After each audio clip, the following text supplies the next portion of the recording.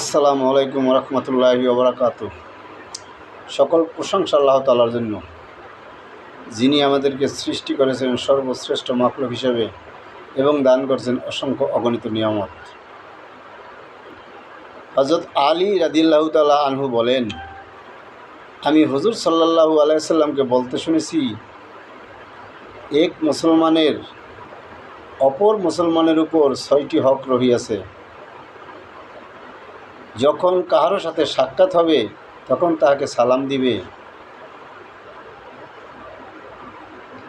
যখন কাউকে দাওয়াত দিবে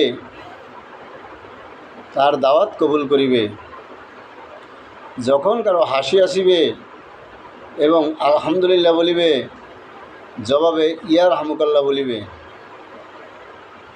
যখন কেউ অসুস্থ হবে তখন তাকে দেখিতে যাইবে, যখন কারো মৃত্যু হবে তখন তার জানাজার সহিত শরীক হবে এবং তাহার জন্য ইহাই পছন্দ করিবে যাহা সে নিজে পছন্দ করে। আল্লাহ তাআলা আমাদের সকলকে হাদিস সমূহের উপর আমল করার তৌফিক দান করুন। আমিন।